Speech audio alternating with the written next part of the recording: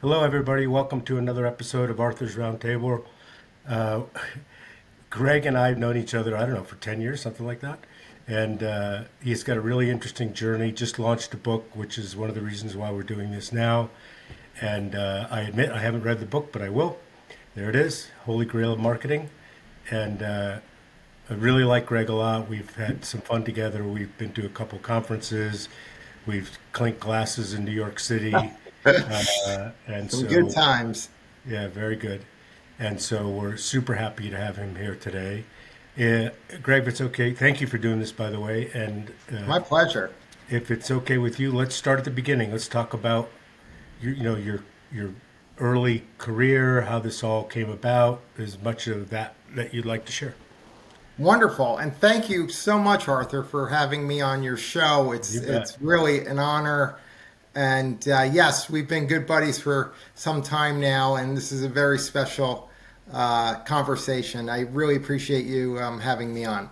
So I know I've shared with you, Arthur, I've been teaching now, God, over 10 years marketing at Fordham and Seton Hall universities. So I got my MBA at Fordham, and I went back to the marketing chair and said, hey, I'd like to teach a course, like a non-traditional type of marketing class that really goes cross-platform, focuses on new technologies and what's happening. And at that time, there were new things happening, but nothing like today. Today, it's like marketing's moving at breakneck speed with AI coming on the scene. And so I've been teaching in my class this framework over the past couple of years, which I have come up with, the Holy Grail of Marketing, which is the name of my book. And the way that came about was during the pandemic, I worked from home like everyone else, and I became a fast food junkie. I got hooked on Wendy's. So I love their chicken sandwiches, their fries. And so I would order, get on a Zoom call, go pick it up, or I would just go in and pick it up or order through Grubhub. And I noticed that Friday mornings at 11 a.m., I started getting Wendy's ads sent to my social feeds. And I said to myself, this is the holy grail of marketing. They're reaching the right person. They know I've been in there before. The right message. They're sending me timely offers in the right environment, my social feeds that I'm engaged with, and the timing is impeccable, right? And the outcomes. A big part of my framework is the right outcome. I love Stephen Covey's, I think it's his Seven fourth. habits. Yeah. Yeah, I think it's the fourth one is begin with the end in mind, right? Right. Yeah. So it's so important that you get the right outcome from anything you're investing in marketing, but you touch on every part of the framework. It is a holistic approach. So when I realized I had this epiphany, I started researching other companies doing it really well outside of Wendy's. And I met this guy through my cousin who was like the number three, very early hire at Harry's Razors, John Gillis. And he's one of my contributors. And we just kind of had a conversation, like a water cooler chat. And he shared that, at the time when Harry's launched Gillette, which is owned by Procter and Gamble, they had 67% market share at Gillette. And the two founders, basically on the back of a napkin, they saw the white space that existed in the razor category, and it was very simple. It was consumers' unmet need was an affordable, stylish razor that could be sent directly to a young dad's home. No one was doing it. Gillette was, you go into a drugstore, you got to ask someone to get the keys so they could get the cartridges out. Everything is so expensive. It's all generic, right? So they came up with these beautifully designed razors, and their marketing campaign, they use gamification. They use their early customers as their disciples to go out and preach the good word of Harry's. They did incredible messaging and marketing to specific segments. And so that's my lead case study in the book. And then I came across another company called Weather Company. A Weather Company was owned by IBM at the time. For many years, they were owned by IBM. They spun off about a year and a half ago. But they provide weather data to brands to help them reach the right audiences with the right message at the right time related to weather, but with empathy surrounding weather, right?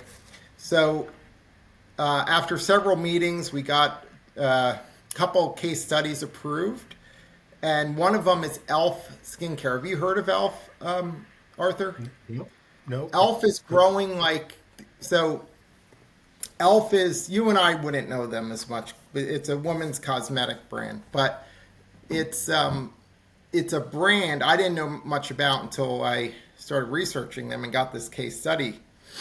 They are the fastest growing beauty brand right now. They have, the last 4 years, 30% year over year growth.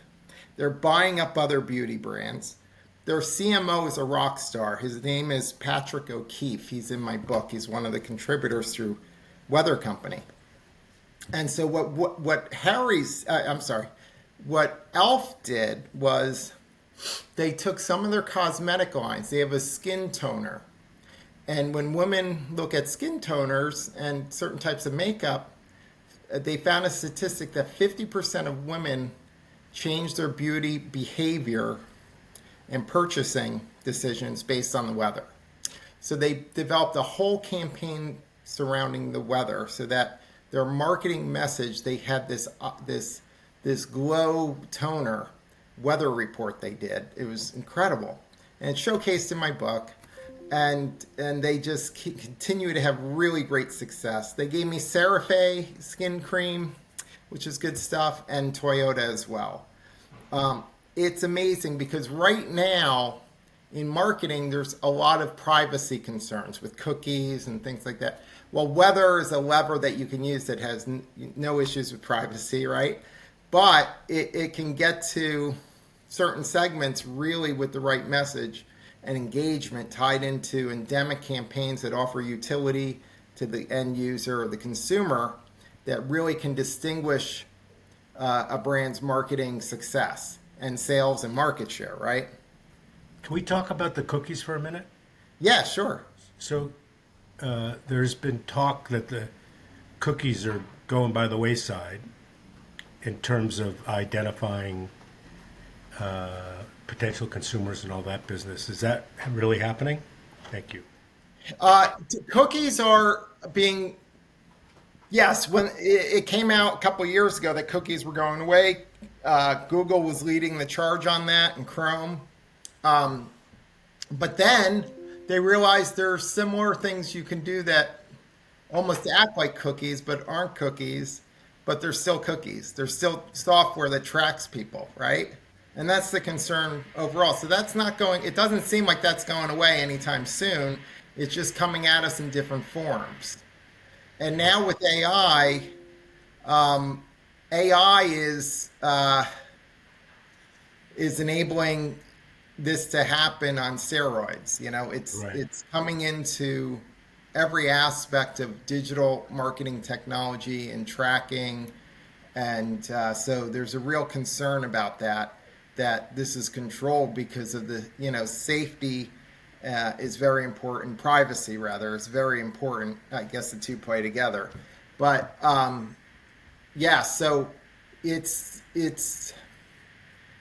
I have a chapter in my book, and actually the tagline of my book is titled Holy Grail of Marketing. The tagline is optimizing marketing success utilizing AI and beyond, right? So the AI is what optimizes the Holy Grail of Marketing today. It can come in and really give you the ability, especially with timing and personalization with the right messaging. But one size doesn't fit all, right? So it's also creating a lot of detriment in marketing too. And so one thing that I also point out, and I have a whole chapter on brand purpose, how important brand purpose still is for marketing and for brands, that you still have to maintain that emotional connection you have with your consumers, right? Even though you may be getting your message out there quickly, even though it may be AI generated imaging and messaging, you cannot let it do everything for you. You still have to have a curation. You still have to keep intact that brand ethos and that emotional connection you have with your consumer. Yeah, so the AI is really fascinating. It helps you accelerate clearly a Yeah, number of things or mechanize a number of things. And one of the things I was wanted to ask you is the sort of standard of digital marketing is the feedback loop, the A/B testing, that sort of thing. Has AI yeah, enabled that to be far more efficient and get back data so you can adjust quicker? yes. AI is helping with that. So it's marketing is an iterative process, and I talked about this in the Harry's case study, because early on in Harry's development, that's what they did. They did a lot of A/B testing. So now, through with AI, you can generate, three or four different messages, three or four different creative images that you can test across one platform. And that's important. You have to have consistency, controlled environments to do a good test, right? So that is happening, and that's a very positive thing for the marketing industry and for the marketing community. It's like, what's that saying? Measure twice, cut once, At once, something right? like that. Yeah, yeah. So, the more you can measure and test before you actually put your money, your big dollars behind a campaign, if you know that it's going to be most effective, that creative, you're going to there's going to be less waste and more efficiency and more success. So, it's very important. I mean, I talk about this in my book. Today, marketing is performance based. 80% of marketing. The average tenure of a CMO today is 3.5 years. It's gone down drastically, right? And it's probably less than that now. And the reason is CMOs marketing is now more considered part of the profit center and not just a fluff industry. Marketing and sales teams are aligning more closely. I have a whole chapter on this. Holy Grail of Marketing contributes to increased sales. And sales teams and marketing teams are now being compensated like sales. They're getting bonus structures based on quarterly performance and so forth. The flip side is they're more accountable, right? Marketing is more accountable. CMOs are more accountable than ever. But No, it's overall, I'm laughing because to me, if you're not producing a measurable result, then you shouldn't get paid for it, right? On some level, right? So that marketing is now part of sales. It never made any sense to me that it wasn't, yeah, right? yeah, I agree. I Yeah, mean, I'd be at sales meetings and you'd hear the marketing people whining about not getting a raise or not getting compensated. I'd be like, yeah, well, I'm not the one that decides on that, but you guys are really helping us hit our numbers and we really appreciate it. So right. it's good. It's good. It's a very good thing. And marketing gives you that air coverage, and now with technology and marketing technology and AI, you can target specific segments of groups to for acquisition and for conquesting for sales. And that is really driven by the marketing team, the data that they work with, the companies they're using to get the lists and the marketing and the messaging that's custom tailored to those specific segments, which in the end develop more leads, more inbound leads, and then the sales team goes in and close them, and they're the heroes, right? Oh, I just closed this big deal. Right, But right. it used to be I just closed it. Now it's like we just closed this big deal. We had the marketing team; they helped us. We got great inbound, and so it's a positive thing. And things are changing. Everyone's frightened of AI and what's happening, but overall, yeah, there are going to be jobs lost, entry level jobs for sure. But overall, I think the roles that exist are going to be more rewarding, more interesting. So I think it's going to be very positive. I know it's going to be very positive. It's already beginning for the industry.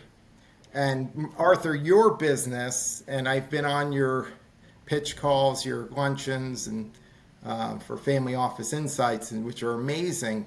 But for the companies that are new, that are just getting funding, I have a big audience of reading my book that are startups, that just, raise a certain round of funding. All of a sudden, they have to market their brands. They have to do it and get to the quarterly bogey. And they're picking up my book. They use the framework as the guiding North Star. Nice. Because if you follow that framework, it's really evergreen. It's really, it keeps the guardrails on as you go. And it applies to any type of marketing and any size of budget, right? So you could have a, 50 million Pepsi budget that's launching a new brand, or $2 billion budget, or a $50,000 budget.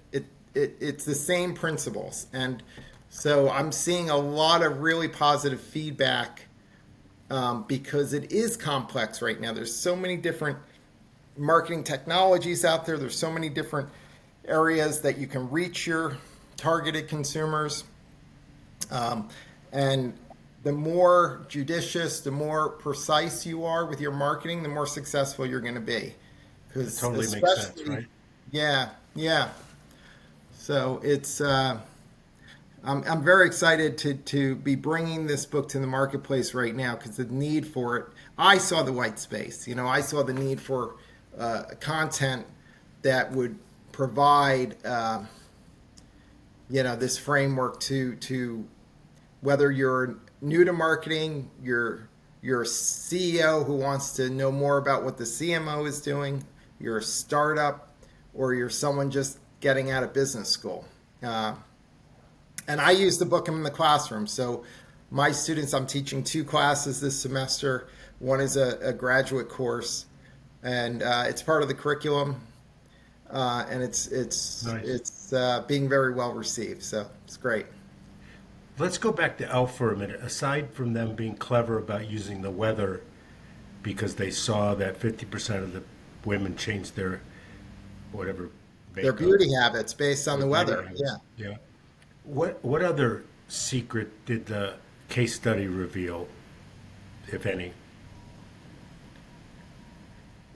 What they say in the case study. So I met with the contributor is the CMO, Randy Stipes at Weather Company, who's brilliant. And when I first got on the phone with Randy, she said, Weather is the original influencer. Bigger than Taylor Swift, she said. Because if you look about how people are influenced and how they've always been influenced, weather is the key number one indicator. It's always been. Now, you have all these influencers. I'm not disregarding influencer marketing or Taylor Swift and how powerful she is.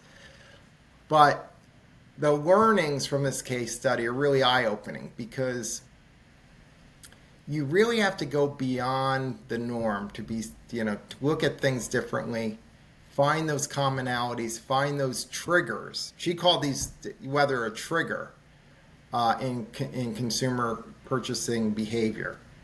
And it really is powerful. Toyota used it with the road trip campaign that they had, where people were going on road trips. Gen Z, young adults, and what they packed and what they planned for around the weather, and so it's got all kinds of very positive aspects to it. But my book talks about every part of marketing. One of my chapters talks about a personal injury lawyer who's actually a neighbor of mine, who shared with me how he goes about getting clients. He targets Portuguese clients, and direct mail is his number one Can you imagine marketing that? tool. Yeah. He spends about $20 a mailing on one mailing. It's oversized, it's in full color, it's in Portuguese, but there's this act that came about, I think, like 10 years ago, maybe less, the Open Information Act, where if there's a car accident, it's public information. And so what he does is he goes on that site that has all the public information about car accidents or what have you, And as soon as he sees that someone is in need of a personal injury, they had an incident, an accident, it has to be usually two people in the car. It's usually not the driver who has the lawsuit. And, or it's in addition to the driver. They get this list, this timely list, and overnight this package, overnight this mailing piece, in language, in color that they respond to, and the ROI is tremendous because he's reaching the right person. They have a need, an immediate need for his services. He's getting them with the right message. He's in language, in Portuguese, in a way that's considerate because they're panicked, right, when you're in an accident. And in the right environment, they're still opening mail. It's a piece that they can hold. It's a time of stress, and the right outcome is great. He says he doubles down on that. He's done billboards, but nothing comes close to direct mail. And direct mail today is having a resurgence. There was a whole article on J. Crew. They're bringing their catalog back. They're oversized. It's incredible. Yeah. Yeah, there's so much noise. I mean, there was junk email. It was junk mail, and then there's junk email. Maybe we're going back. Who knows? But yeah. Let's talk about.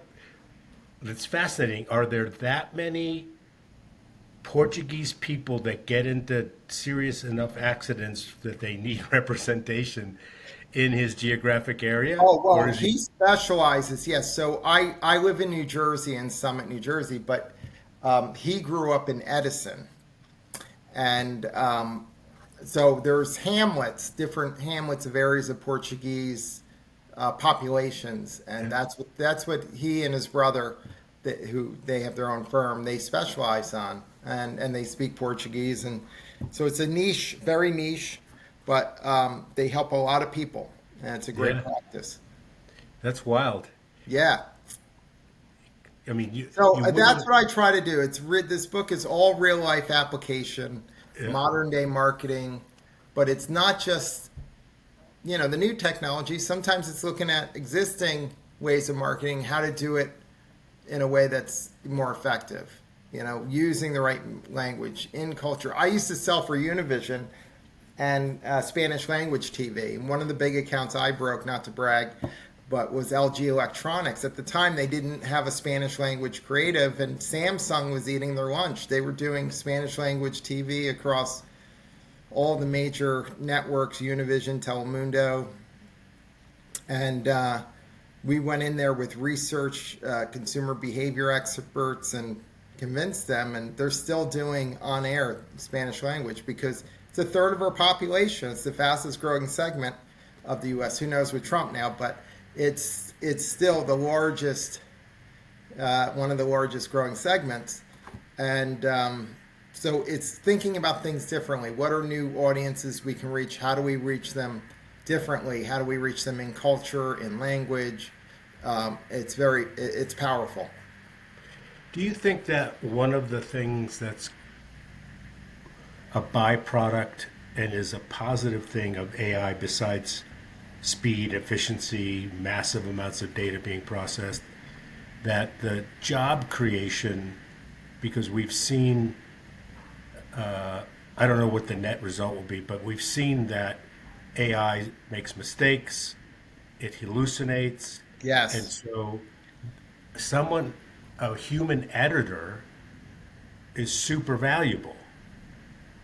Because even if you get started and let AI do the bulk of the work, you still have to look at it, right? Yeah. Quality control, that sort of thing, see if it makes sense. And it seems like some of them, the more you try to corner them into trying to make it what you want, the more that it hallucinates or gets it wrong, right? That's just been my experience. It's everyone's experience. It's true. And that's why, and I tell my students this, it's curation is so important. One of my contributors in my book is Vera Sue from Microsoft. She's very well known. She's high up at Microsoft in data and AI, and she's often quoted.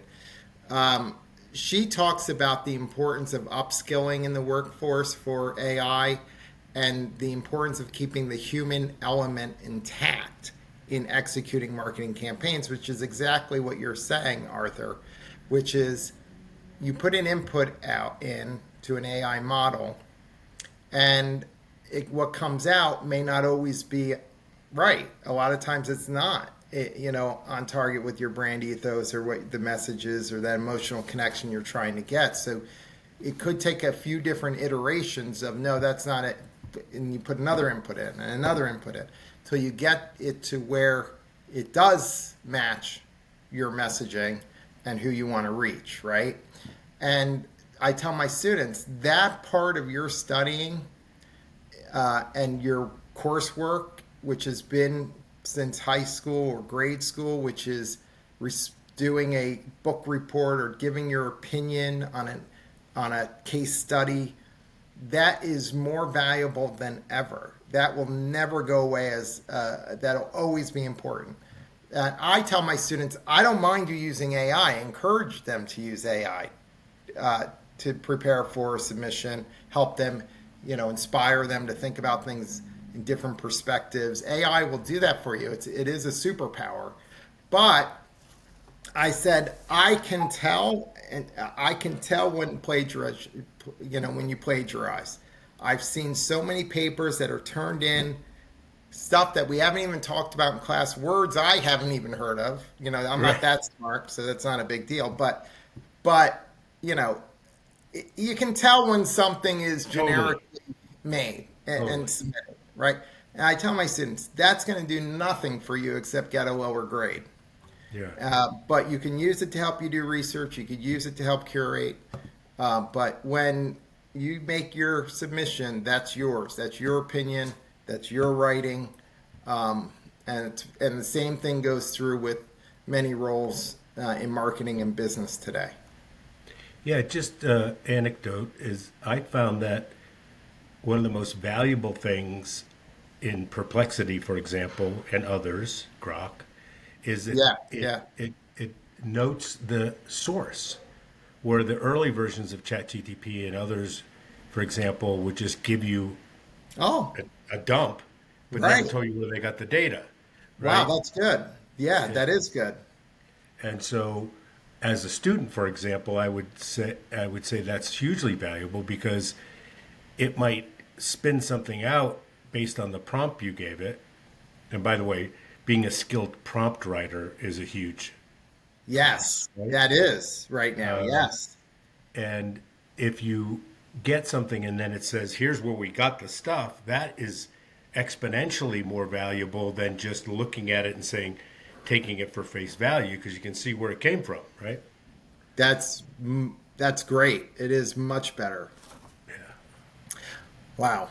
But it's all moving so fast. So the chapter on AI is really great. Vera Sue's amazing. And, I'm doing a lot of talking on this topic. And so as it changes and as, I used to work for this company called Content Square. Content Square is a UX. Have you heard of them, Arthur? They've been around a little while.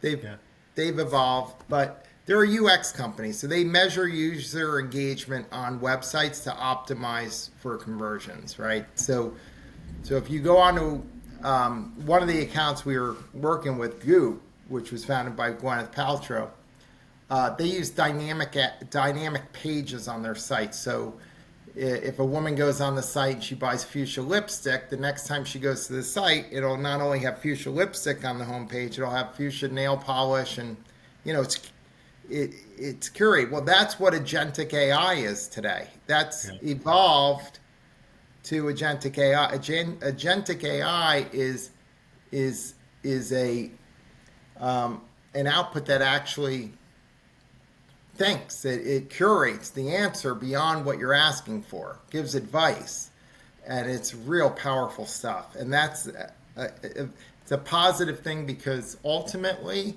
in marketing, I talk about this in my classes, user experience, customer experience is what optimizes the consumer journey. It's what optimizes the Holy Grail of marketing. If you don't have good customer experience from retail, online, digital, cross-platform, you will lose the customer like a fish off a hook, and they won't come back again. And so there are some really positive things happening. And so the marketers that embrace these new technologies, these new agents, and these new agentic AI applications have a glorious future ahead of them. And it is Darwinism, right? The companies that use these Survival of the fittest, yeah. yeah. So it's good, but you do have to be cautious and you do have to be careful, and you can't rely on it and be too much of automation. You have to keep a watch on it. Yeah, we all have been subject to getting excited about a particular thing, whether it's a product or a software or service, and jumping on the website, and it leads you down a path that makes no logical sense, right? And as soon as that happens, it's like, oh, I'm out, right? Yeah. It only takes once, right? Yes. Okay, it's too much trouble. What do you mean you want me to put my name in there again, right? Simple thing like that. Well, you already have my name. Why are you asking me to do it again, right? Yeah. Yeah. So It's uncomfortable. yes. Yeah. And that So seems that- like an easy thing to solve, right? You would think. You would Yeah. think. But Although that's a highly desirable and sought after skill set is the UX design. oh yes, that's increasingly important. The user experience is paramount. Across every aspect, every touch point your brand has with the consumer. Apple knows that better than anyone. Totally. Yeah. Yeah. I write about So- Apple in my book. Yeah. Yeah. Not to bring my book up again, but Yeah. No. That's why we're here. okay. Yeah, Well, let's not pretend. Like I don't we're want here to. to talk I about don't your want to book. be too much about the book, but Yeah. it's great that you have me on your show, Arthur, and it's just been such a great conversation here. And anytime you want me to come back, I'd love to. Yeah. Listen, I'm grateful to have you. And unlike Kamala, you actually wrote your book. She didn't even read hers, so she couldn't answer the question. Oh, So let me throw that out there. yes, yeah. It's hilarious. So it can. You have to be matriculated at both schools to be eligible to take your class. Well, yeah. It's my class is part of the curriculum. Yes, so you have to be enrolled. I have taught classes that were like advanced education, where there's courses that you could just take where you don't have to be like enrolled, but you could just take a la carte courses. But I do master classes. So if anyone in the audience wanted me to speak to their sales or marketing team about similar to what the conversation's been today, but I do have a master class course that's interactive. It's got a lot of improv in it to get the team. So there's team building. There's a lot of stimulation of thought. Be happy to do those as well. Yeah. So And if you- let's do. Go ahead. Yeah, and if you want to learn more about the book, it's holygrailofmarketing.com. You can order the book Perfect. there, but I'm on Amazon. If you have Prime, you'll get free shipping. It's on Barnes and Noble. I just got in the Times Square store, which is really hard to get into. They're carrying Holy Grail now, and so the Sweet. distribution's growing. It's been really great. How But- did you publish it? I published it through Ingram Spark, which is a lead independent publisher. They're the leader. All of the bookstores love Ingram Spark. I also published it lightly with the help of Fordham Press. So I went to Fordham. They actually published a book, but they don't have a business press. They only have a literary press. But the head of Fordham Press got me the designer, the cover designer, the editor. So I had an all-star team, that put the book together, and Sweet. all kinds of blurbs in support of the book from industry leaders. And So it's been over 2 years in the works. It's been a long road, but it's great to see it out in the wild and getting great feedback and response and helping people. And that's the big thing. It's got a lot of utility for those that really need a jump start on marketing today and want to make sure they're doing it right. Yeah, and like you said, you don't have to be the CMO of Pepsi. No. Like if you've got a product and you have to market it, it's probably a good companion to figure out, like you say, what do you call it? The construct? What do you call it? The framework of the Holy Framework? Grail of Yeah, Marketing. Yeah. yeah. Yeah, it's true. I'm actually doing an event with a venture capitalist in New York City on Bryant Park in early October, and he's inviting his clients because he knows this is a framework they can all use, and so I'll be signing books and talking about the framework and the application, similar to the conversation we've had today, to help businesses grow and startups. They're bootstrapping their own money a lot of times, and they got to get going, and they want to make sure every dollar they're accountable to every dollar they invest in marketing, and this will give them the guardrails to help them, and like I said, the North Star to help them be successful. Yeah, congratulations. It's so awesome. And thanks for Thank you doing so this. much. Yeah, tell everybody again where they can find you. Holy Grail of Marketing.com. Could not be simpler, right? Yes. Yeah. Thanks, Greg. Thanks for Thank doing you this. so much, Arthur. You're very welcome. I hope to see you in New York soon. For sure. And maybe Yeah. skiing this winter. I'm going to And come you're out. welcome. Come on out. Yeah, for All sure. right. Yeah. And thank you, everybody, for being here today. See you next time. Bye-bye. Bye-bye.